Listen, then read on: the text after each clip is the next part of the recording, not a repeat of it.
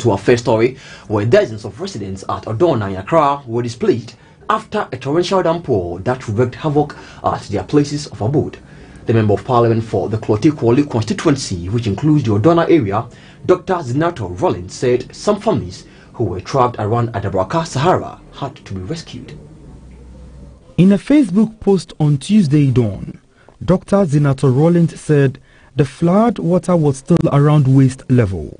Many other parts of the capital, Accra, was badly affected by Monday night downpour. Some residents were trapped in their homes as rushing rainwater had taken over their homes. Although many properties were destroyed, no life has been reported lost. Some areas badly affected by the downpour include Okponglo, Shiashi, Wija, Old Barrier, Ofanko, Dansuman, and Kanishin. The Odo River, which almost all the time overflows its bank during a downpour, has been drained to allow water to flow freely whenever it rains. But that does not seem to have worked. Meanwhile, the Ghana Meteorological Agency has warned that there will be heavy rainfall this year, especially in the southern sector. The Director of Research at the Ghana Meteorological Agency, Mr. Charles Kweku York, said that this year's rains will be greater than what was recorded in 2017. Mr. York said the rains are expected to continue till July. And so we say our condolences go out to people who have lost some treasures as a result of the downpour that started last night. And so we are told that it's going to be quite heavy from now till July. So we entreat you out there to be extra careful when you go on your daily activities. Now, away from that on to other issues, where in the next few weeks, the Minister of Finance is expected to appear before Parliament to present the media review of the 2018 budget and government economic policy statement. A report filed by GNTV's parliamentary correspondent Leslie McCarthy. But today we see Westerns. Today, as we speak now, the CD to the dollar is about 4.7 and above, which clearly shows that if what Dr. Baumia said was a yardstick to judge the performance of a government and its economy, then hopefully we can also as well agree that the government has failed in that direction.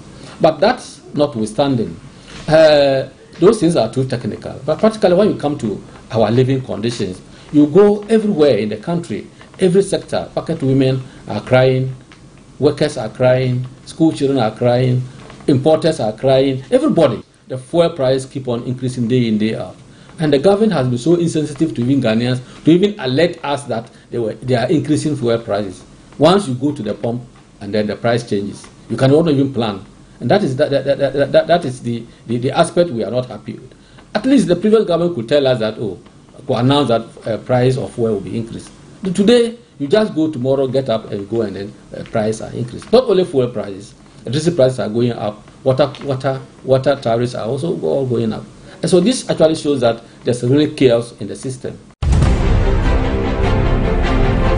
Now, the ranking member of the Finance Committee of Parliament, Keso Atufosin, has told Vice President Dr. Mahmoud Baumia to focus on alleviating pressure on businesses instead of engaging in pedestrian propaganda on the depreciation of the city.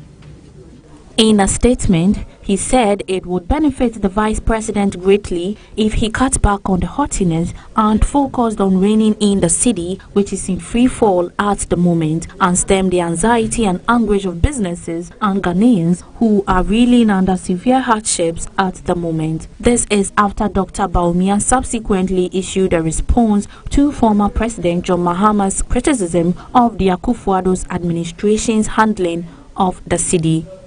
According to Dr. Baumia, in the entire 8 years of President Kufuor's NPP rule from 2001 to 2008, the price of the cedi relative to the dollar moved from 7 pesos to 1 cedi 2 pesos, representing a depreciation of 72%. However, in the 8 years rule of both Presidents Mills and Mahama NDC from 2009 to 2016, the cedi depreciated by 247%, moving from 1 cedi 2 pesos to 4 Ghana cedis 2 pesos. Such higher rate of depreciation in less than a decade is simply unacceptable and signifies high levels of incompetence. But Mr. Atufosin contends that the VIP's calculations are flawed. According to him, to determine the accurate rate of depreciation or appreciation, the current rate is subtracted from the previous rate and the answer divided by the current rate, which is then multiplied by 100. In his view, Dr. Bawumia was reaching for low-hanging fruit by comparing 15 months of the government he is part of to 8 years of previous governments.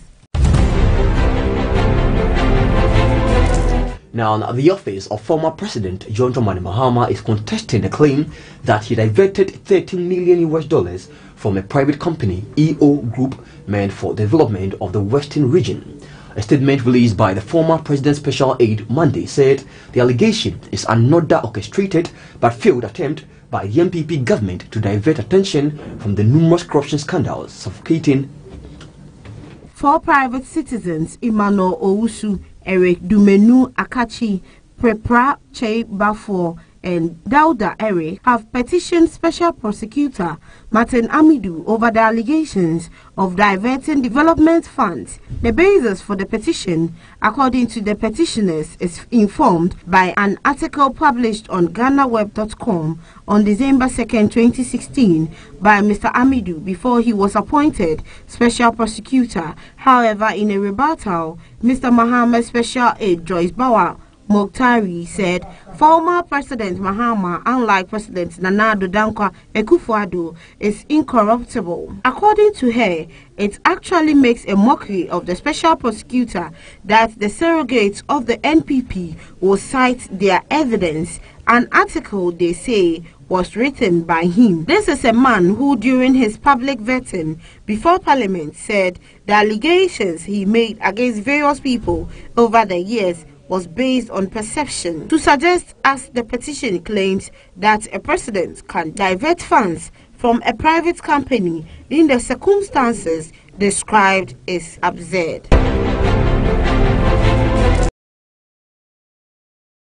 Now, an investigative journalist, Anas Aremi Anas, and his Tiger Eye PI team have received detailing payment they made for the former president of the Ghana Football Association, GFA Kwesi Nyantakyi, trips to Dubai. Now, the received, according to Anas's team, include Nyantakyi's airfare and hotel bills. This comes on the back of Mr. Nyantakyi's denial of claims that he was given $65,000 as a bribe by Anas and his team. The Anas piece has suggested Mr. Nyantakyi accepted $65,000 in banknotes in October 2017 from a man claiming to be a member of the Atari royal family. However, in an 8-page statement, Mr. Nyantakyi explained that he was only given $40,000, which was not a bribe but a refund for his air travel and accommodation. He said the audio that painted a different picture in the story was created to present a false impression. Kwesi Nyantakyi has currently lost his standing and all positions in local and international football after Anas Aremi Anas screened his latest expose dubbed #12, which captured him detailing how he was going to personally benefit from a supposed $15 million sponsorship money for the Ghana's league. Nyantakyi also detailed to the supposed investor how he could be given several government contracts if he paid bribes to some key government officials such as Ghana's president and the vice president. It is not unclear whether these receipts cover all the trips Mr. Nyantakyi made to Dubai during the period of the investigation. Although Kwesi Nyantakyi is serving a 90-day ban from FIFA, Anas wants him banned for life for the misconduct. Anas, in a page 10 petition to the World Football Governing Body, indicated that the audio-visual evidence gathered by himself and his Tiger Eye PI team showed that Mr. Nyantakyi had breached a number of FIFA's regulations and codes, warranting a lifetime ban from all football activities. Kwesi Nyantakyi has resigned from his position as president of the GFA, president of the West African Football Union WAFU Zone B FIFA Council, vice president of CAF, and FIFA Association Committee member. He is still being investigated by the Criminal Investigations Department of the Ghana Police Service following a complaint filed by President Nana Addo Dankwa Akufo-Addo after watching excerpts of Nana's video that showed the former using the president's name to persuade foreign investors to part with $12 million in order to facilitate the approval of government contracts for them. And so you're still watching us live here on GNTV with the news at 1 coming to life from our studio side number 10 in Papa Street here in a slum down in Accra, Ghana. We'll now take a very quick break. We are back with more stories. Don't go away.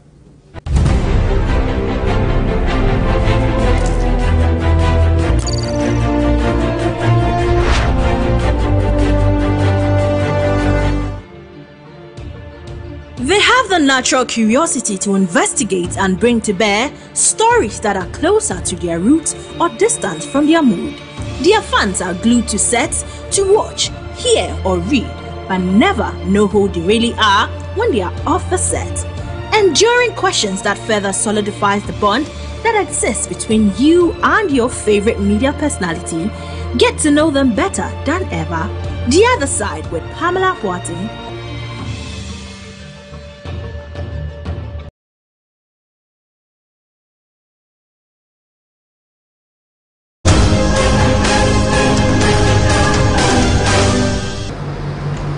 Nobody should think that he has monopoly of power. Are you with me? Nobody has monopoly of power or monopoly of authority. So for us in the APC, we are focused. And in the MPP who thinks that they cannot criticize them, even dogs believe that people can criticize. Only dogs who think they cannot criticize them. Anybody who cannot take criticism is a dog. And I say today that anybody who cannot my criticism, that person is a dog.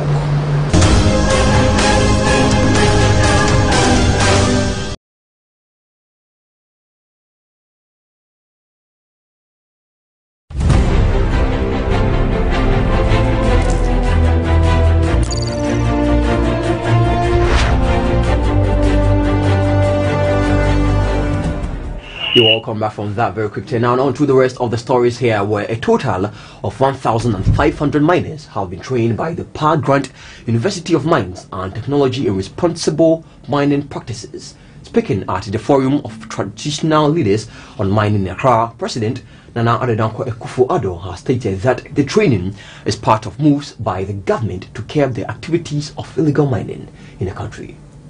600 miners have so far been trained. As of June 4, 2018, 1,500 miners had received training in responsible mining practices. Mining companies under the Ghana Chamber of Mines directly created 10,503 jobs in 2017.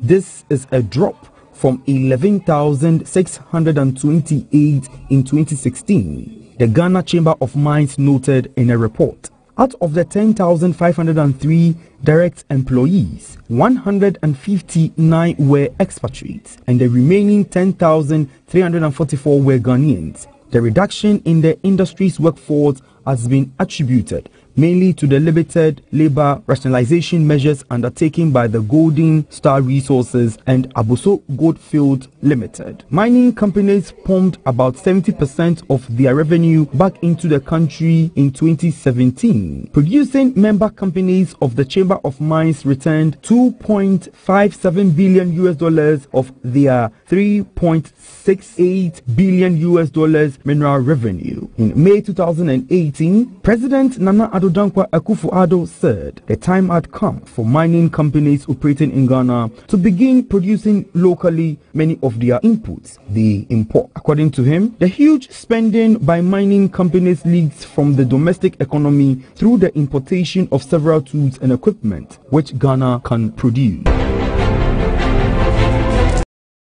Let's now turn our focus onto the health sector here in Ghana, where the principal nursing officer at the Reproductive Health Department of the Kolebu Teaching Hospital, Rose Edufo, has called on health sector players and benevolent organizations to help fund and sustain a national cervical cancer program in the country.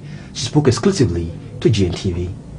Cervical cancer remains an important public health problem in developing countries where over 80% of the global burden occurs annually, but screening has been ineffective. According to a 2010 Ghana Medical Journal report, in a polygamous country like Ghana, with a high incidence of cervical cancer, but no national screening program, the human papillomavirus vaccine presents a unique opportunity to reduce the burden of infection. The evidence after the Reproductive and Family Health Department of Kolebu Teaching Hospital rolled out a campaign in February this year to protect adolescents from contracting the virus indicates that the vaccines are safe and efficacious. Our trend had been in a month, we could do just about maybe between 50 and maximum 70 clients per month. But you won't believe in the month of February, we did like 200 plus in 1 month. In fact, because we started 5th February, so 5th to 28th February, imagine the number of days in that month. And that was almost like about 3 months cases we see. And I'm sure it actually informs us of the fact that cost is a great factor when it comes to cervical cancer screening. The principal nursing officer, Rose Adufo, intimated that even though during the campaign period their clientele shot up by 3 times the number of cases seen at the facility, funding to sustain the program has been a major challenge. Really for us, you know, our plan was to had run this program from February through to June. For as long as we had funds, we would get it going. Funny enough, or unfortunately, we didn't get the savings and loans. I have to say they really helped us. And then the screening partners, MDS Lancet, they did a great job. They helped us. These are the 2 let me say main stakeholders who supported us directly with the screening. But when that aspect of the funds ran out, it ended like mid-April. We had no option than to go back to our 150 service provision. So since it's been 150, and the attendance has not been as heavy as it used to be, where people were working both all categories. Cervical cancer occurs when the cells of the cervix grow abnormally and invade other tissues and organs of the body. However, cervical cancer is slow growing through precancerous changes and provides opportunities for prevention, early detection, and treatment. Over decades, most women diagnosed with precancerous changes in the cervix are in their 20s and 30s, but the average age of women when they are diagnosed with cervical cancer is the mid-50s. Routine HPV vaccination reduces harm by preventing the development of about 70% of cervical cancers and removing the negative physical and psychological impact of a cervical cancer diagnosis. Now, the National Association of Graduate Teachers, NAGRAT, says a lot of its members are still owed arrears by government. Now, and according to NAGRAT, the arrears accrued between 2013 and 2016 have still not been paid fully, despite government's countless assurance to do so. Early this year, NAGRAT embarked on an indefinite strike over government's inability to pay over 50 million Ghana cedis outstanding arrears owed its members. The arrears cover transfer grants, transport, and travel and vehicle allowance. President Akufo-Addo, while delivering his keynote address at the 170th anniversary celebration of the Presbyterian College of Education at Ekropong, only mentioned that his government had only cleared all arrears in respect of 3 items, namely travel allowances, transfer grants, and overtime allowances. The president of the National Association of Graduate Teachers, Angel Kabanu, said the government's claim is surprising. He said although the government has made payments to some teachers, the majority of the teachers are still owed by the government. The decision to suspend the strike came after assurances from the government that the monies will be paid. Angel Kabanu has, however, warned that the unpaid teachers will lay down their tools again if the government does not honor its pledges.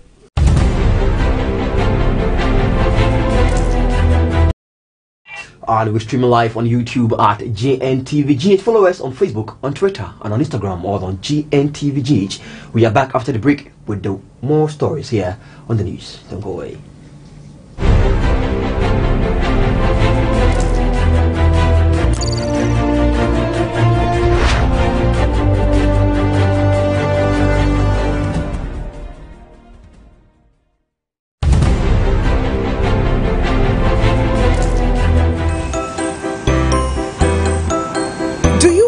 Increase in sales, or do you want to draw attention?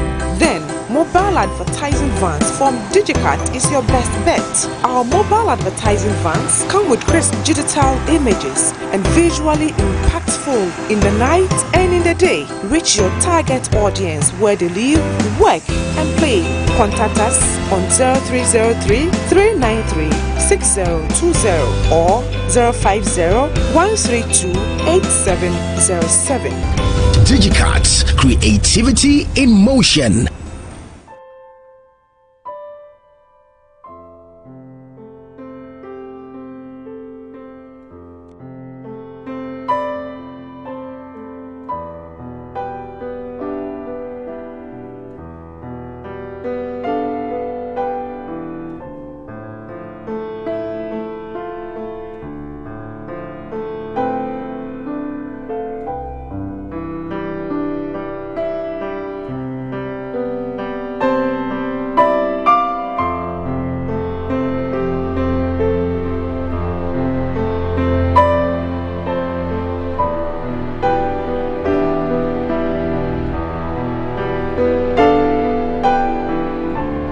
Body and beyond, the touch of relief.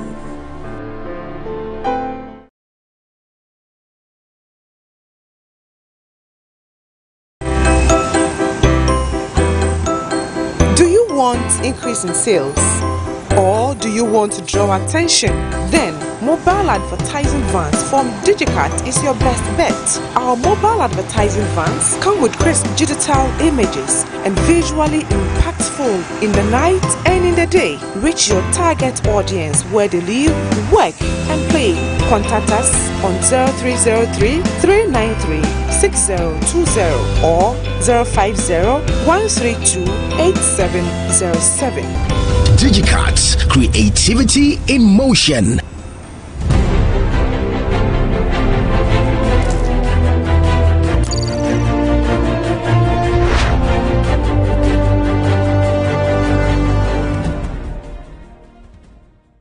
You're welcome back from that quick turn. Now take a look into the world of business.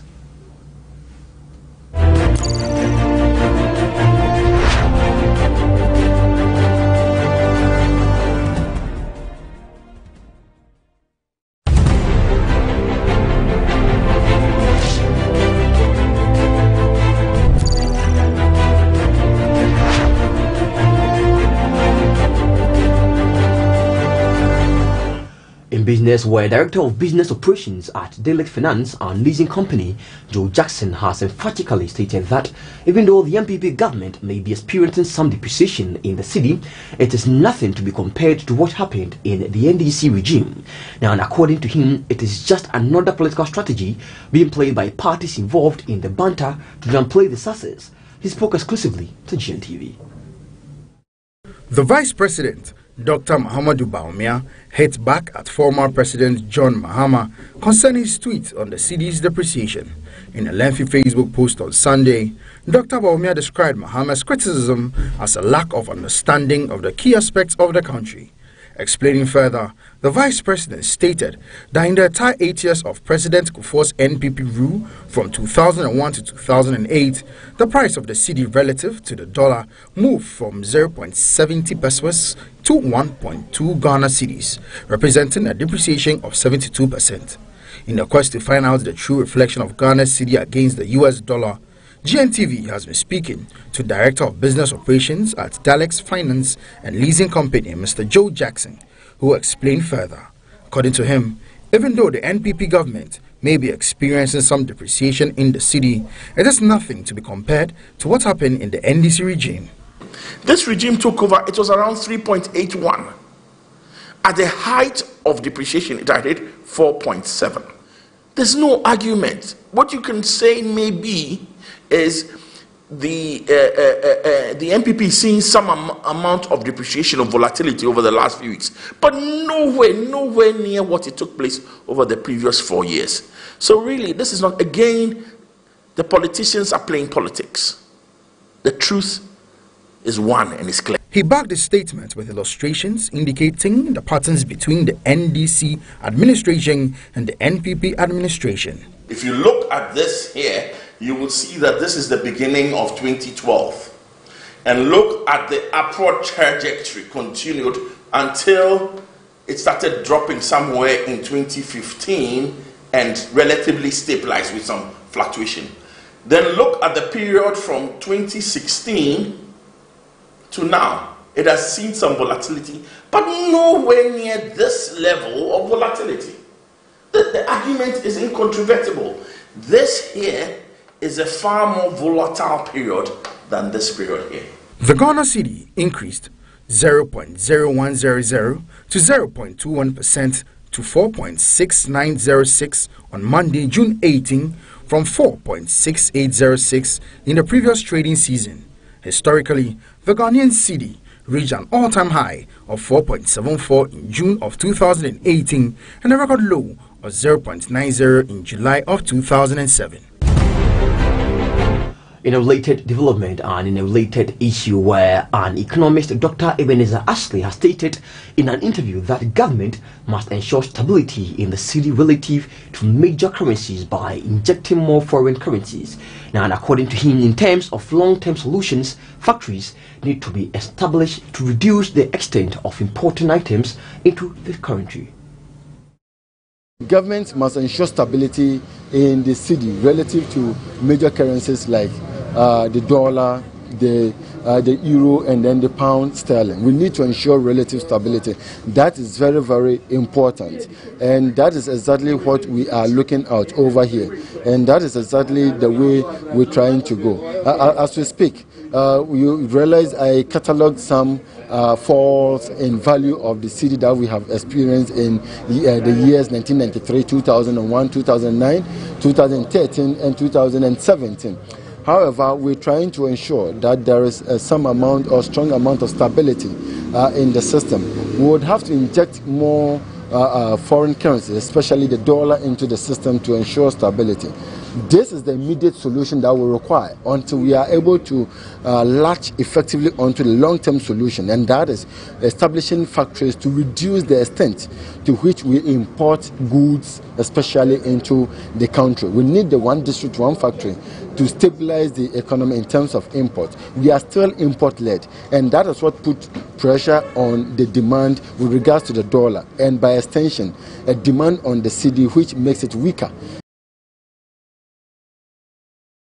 And so still staying with Mr. Ebenezer Ashley, who is a leading consultant at Eben and Consultancy, who has advised government to thrive and create more fiscal space and less financial openings for borrowing. Now, and according to him, debt sustainability must be defined to include government's ability to use contracted loans for the purposes intended to accelerate economic development and growth to ease repayment at due dates.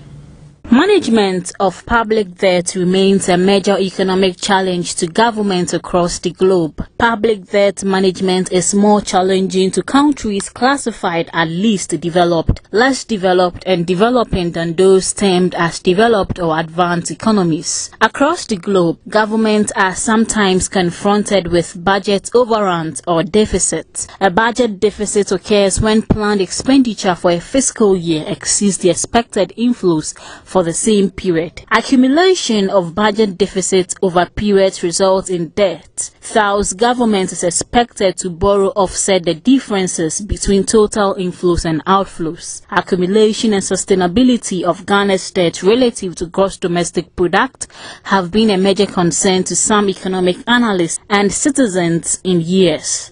According to the lead consultant at Eben Consultancy, Dr. Ebenezer Ashley, that sustainability sustainability must be defined to include government ability to use contracted loans for the purposes intended to accelerate economic development and growth, to ease repayment at due date. It turned out that Ghana's debt to GDP comparatively is on the low side. It is not very high. However, it is very important that we make sure that the debts are used for the purposes intended, and that is what remains a challenge to Ghana and other developing economies. If we talk about the fact that Fitch, one of the credit rating institutions in the world, is calling on the United States government to raise the debt ceiling or else face the consequence of having a lower credit rating, then it means it is not out of place to increase the debt ceiling if indeed the right structures are put in place to ensure effective utilization of the debt. An economist, Samuel Walanyo, shared his thoughts on that sustainability. We are not able to manage the finances or the monies that we have been able to secure from organizations. And the issue about misapplication, mismanagement, misappropriation of funds, which leads to general corruption, continue to be a problem. But then we have seen that government over the past few years have put some measures in place in order to keep this menace. And it's not one individual who will be able to solve the entire problem, but then there is an institutional challenge.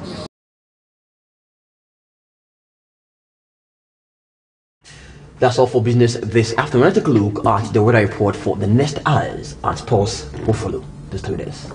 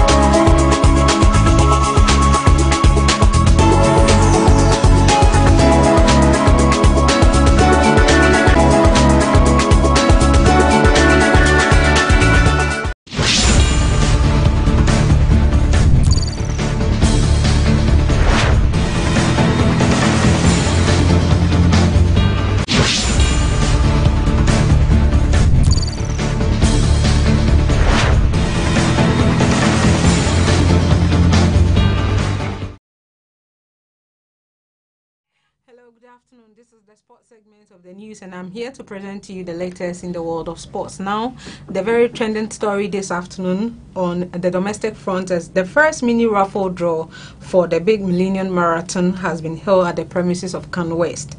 3 lucky registered participants were awarded in the draw.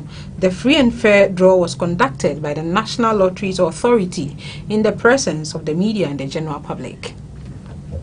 Were the first to win the mini draw organized by the Can West company, who are also the sponsors of the mini draw. The registered participants thanked the company and the Millennium Marathon for giving them the opportunity to be in the race and also to win something for themselves. I'm very happy, and I came to the mall to just I came to the mall to buy some few things, and I saw the banner there, and I realized it's a chance for me to win, and so I gave it a try. Oh, it's so great, so great. I saw this Millennium Marathon on a billboard, and someone told me to register it, so then I went to Accra Mall to register. So I really thank Can West for what they have done. Ambassador Ashim Morthen, founder of the Millennium Marathon, announced that the mini draws will be held bi-monthly till September and urged Ghanaians to register on time to stand the chance of winning. Millennium Marathon comes September 22nd. We have with us here today the General Manager of Can West, one of the sponsors for the raffle that we're going to be hosting today. We also have officials from the National Lottery Authority. Right here, please come forward. A representative of Wiggle Solutions, the bus company handling data gathering, showed people how they have to register by dialing *800*17# and start the process of chancing upon the brand new Nissan Kick SUV to be won as the grand prize of the 2018 Big Millennium Marathon event scheduled for September 22nd, 2018. Other prizes like flat screen TV, iPhones, fridges, microwaves, sports kits, Garmin watches, and the ultimate car are also available for grab. We move away from that to some other trending stories this afternoon. We take one on the transfer rumor front, where Turkish giant Galatasaray has entered the race to sign highly rated Sassuolo midfielder Alfred Duncan in the ongoing summer transfer window. Duncan enjoyed another sterling season with Sassuolo in the season gone by after making 25 appearances. The 25-year-old is reported to have caught the attention of his former side, Inter Milan, who are ready to splash big sum to repurchase. However, reports in Italy indicate that the Turkish Championship, Galatasaray, have also expressed their interest in the side left enforcer, but the Black and Greens will only consider a huge offer for one of their prized assets. Should the midfielder be priced from Mapei Stadium, the fee would represent a great profit on the €6 million Sassuolo spent to sign in from Sampdoria in 2016. Duncan spent 2 seasons with Inter Milan before spending loan spells at Livorno and Sampdoria.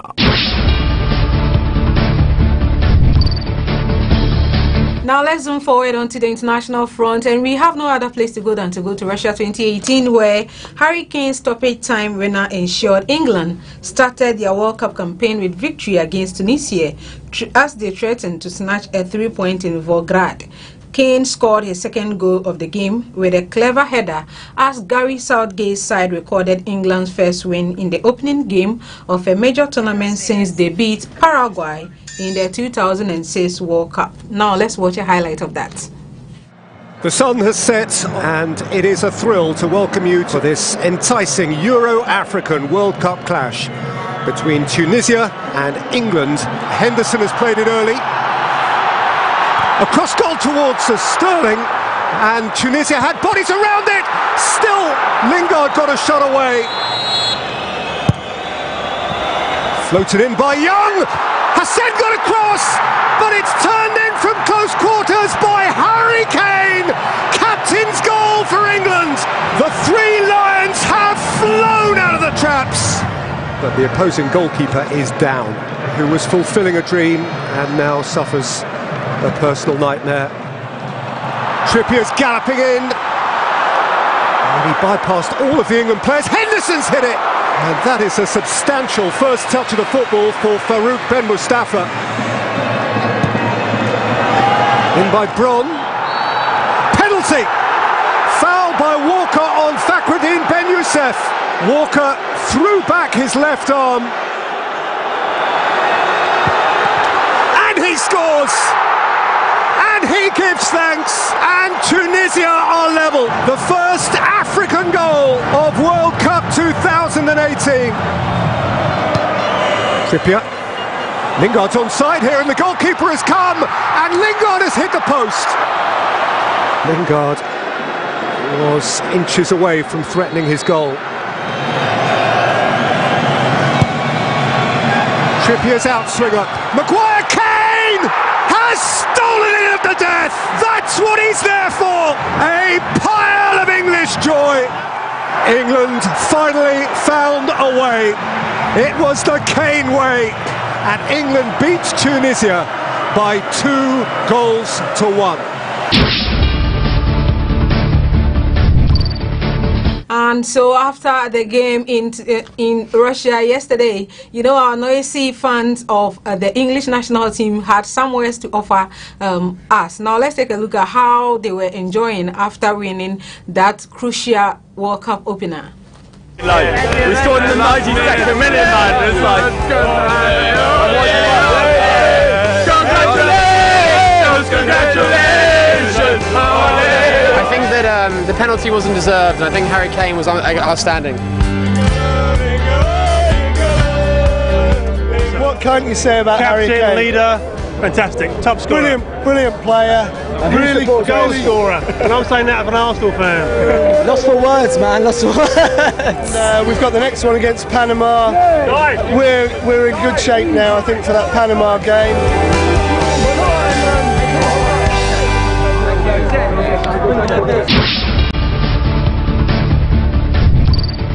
And so that's all from the world of sports this afternoon. My name is Matilda Jimedo. Up next is the entertainment segment. Please do stay.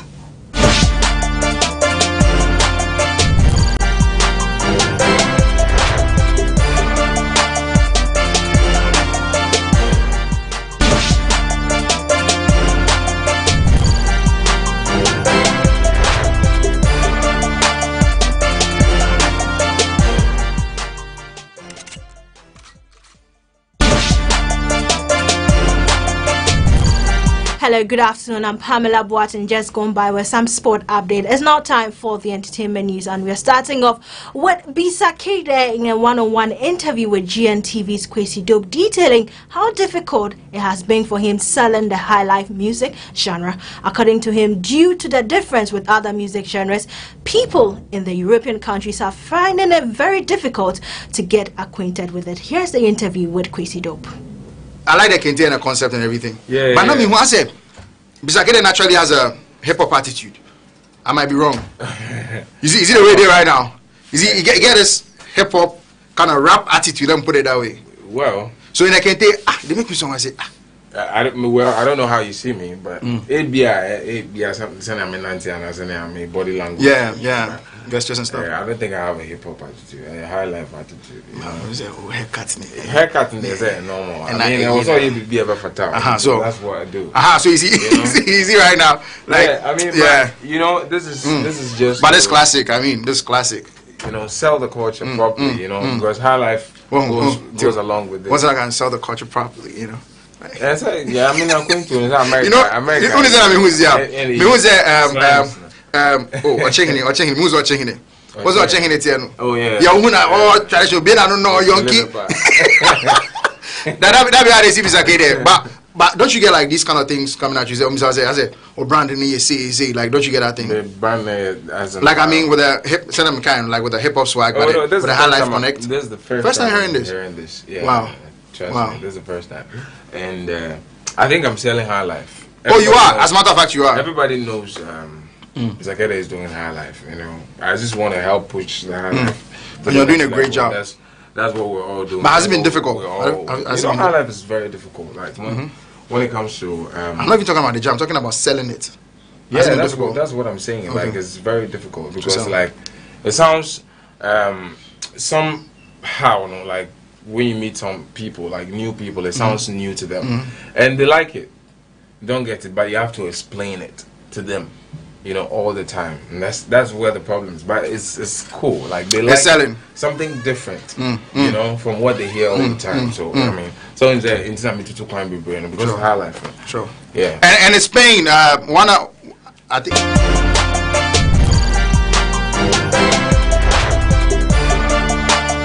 Alright, so that was high life musician Bisa Kede and the special Eid edition of The Branch with Kwesi Dope. Now, moving away from that to a very rather sad story, US rapper XXXTentacion, who shot to fame with consecutive hit albums, has been killed aged 20. He was leaving a motorcycle dealership in South Florida on Monday when an armed suspect shot him.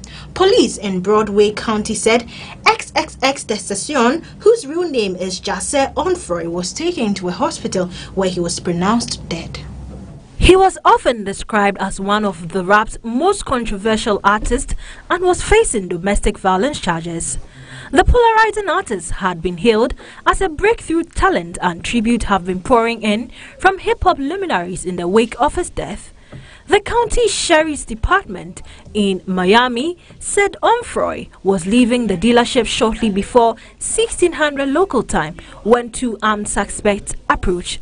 At least One of them shot him before they both fled the scene in Deerfield Beach, which is 43 miles north of Miami, in a dark-colored SUV. Investigators said it appeared to be a possible robbery. Video posted on social media appeared to show Onfroy slammed in his car. A witness told celebrity news website TMZ that multiple shots rang out outside the dealership. The rapper, whose hit songs include Sad and Moonlight, quickly rose to prominence following the release of his debut album 17 last August. Did a very sad development there in the United States of America. This is a rapper whom many hated, but he has gone. May his soul rest in perfect peace. That's all for entertainment news. We are back again in our evening bulletin with more e-news update. I'm Pamela Boateng. Coming up next is a foreign news with Bright Nana Kwesiamini. Stay on.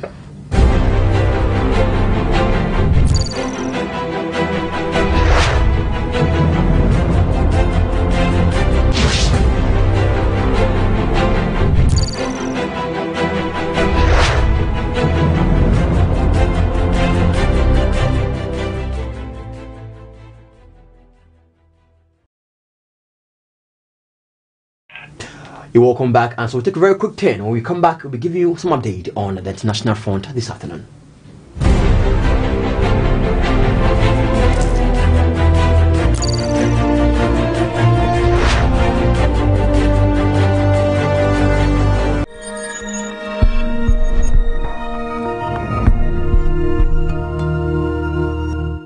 Hello and welcome to Pay Global app. Pay Global allows you to send and receive money into your mobile wallet instantly from around the world. It makes money transfer easy, affordable, smooth, and convenient for agents and users. Roaming services are also available globally. So, how to get started? First, you have to download the Pay Global app. Step 1. Open Google Play or Play Store using your Android device. Step 2. Search by typing Pay Global in the Google Play search engine. Step 3. Locate and click on Pay Global and install. Step 4. After installing, tap Open and allow access to complete the process. Now, let's see how to create a new Pay Global account. After opening the Pay Global app, click on New User Account. Complete the registration form with the following information to register your account: phone number, full name, email, date of birth, enter preferred password, and confirm your password. Click on Register Now to register your account. A confirmation code will be sent to you and displayed in the text box. Click Next to complete registration. Visit the nearest GN Momo agent to load your wallet. Contact us for support on email support@payappglobal.com. Pay Global. Total convenience.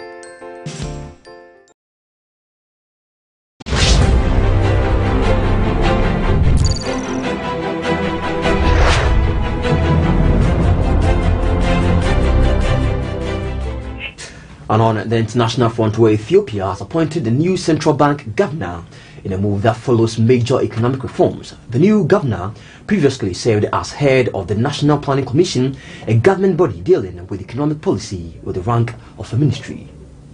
The move follows major policy shifts enacted over the last 2 months. The government announced earlier this month that it will sell stakes in its telecoms monopoly, state-owned carrier Ethiopian Airlines, and other assets, a decision that could open one of the world's largest untapped markets to huge potential investments. The stake sales are part of a series of measures announced by Abiy Ahmed, a 41-year-old former army officer who became prime minister in April.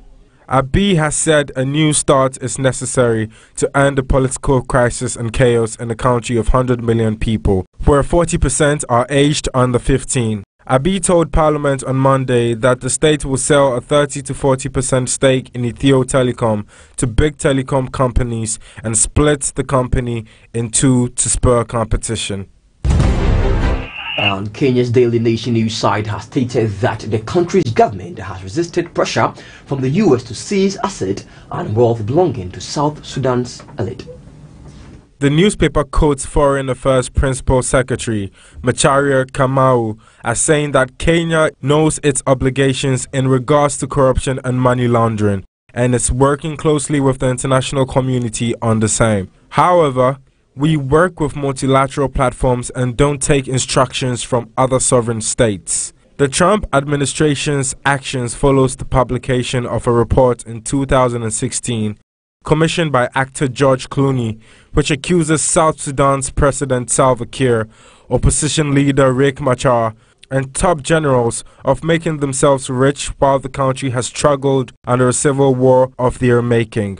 The report found that the family members of President Kiir and Mr. Machar reside in luxurious homes outside South Sudan, including homes in one particular upmarket neighborhood of Kenya's capital, Nairobi. It also said that former Army Chief Paul Malong, whose salary was about $45,000 per year, has at least 2 villas in Uganda in addition to a $2 million mansion in a gated community in Nairobi. In March, the U.S. imposed sanctions on 15 South Sudan oil operators that it said were key sources of finance for the government.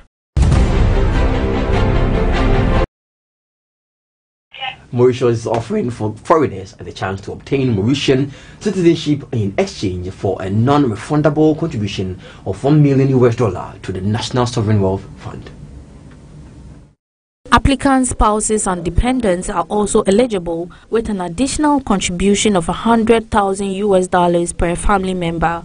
The announcement was made by the Prime Minister and Finance Minister in the country's 2018 budget.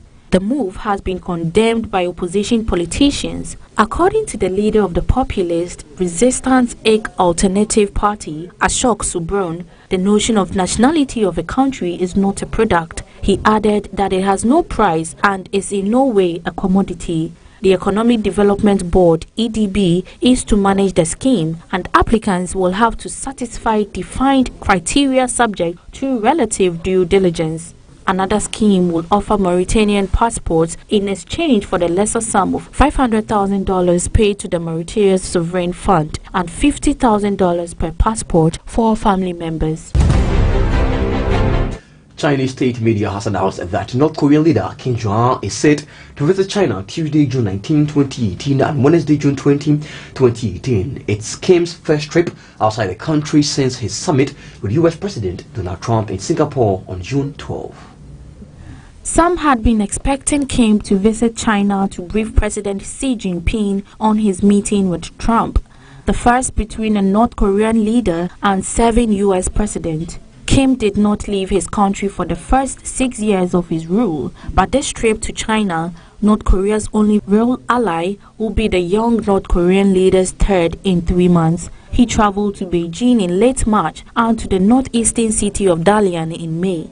It is rare for state media from either Beijing or Pyongyang to announce a trip by North Korea's leader ahead of time or as it is happening. Kim's other trips to China this year were revealed after the visits were completed. North Korean state media aired pictures of Kim inside the luxurious train car made famous by his father, who was reportedly afraid of flying. China has largely supported the diplomatic detente between Washington and Pyongyang and even supplied Kim with an Air China plane for his journey to Singapore.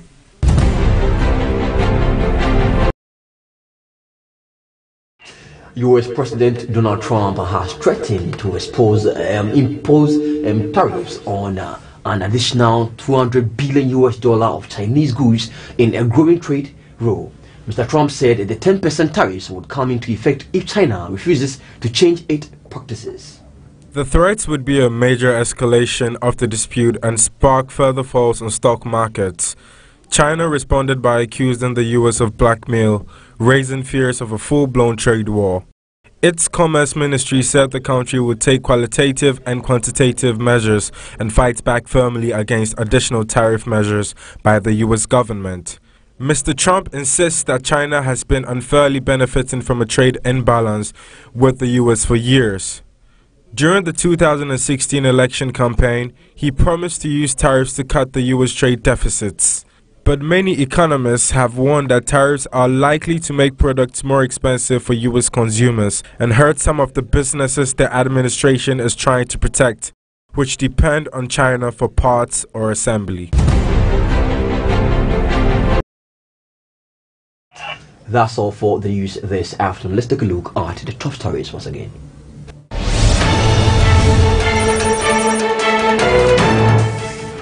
Investigative journalist Anas Armia Anas received on Nyantechi's hotel airfare bills.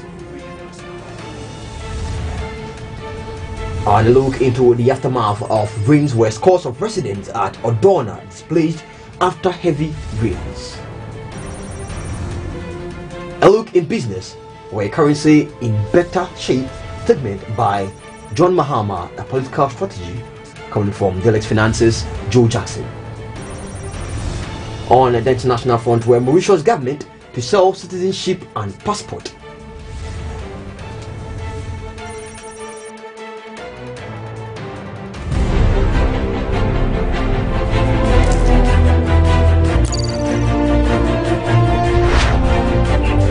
Live on YouTube at GNTV, and also follow us on Facebook, on Twitter, and on Instagram on GNTV. I'm Bright Nana Kwesi. I'm live here in our studios inside of 10 and Baba Street, Assalam down Accra, the capital of Ghana in West Africa. Have a good afternoon.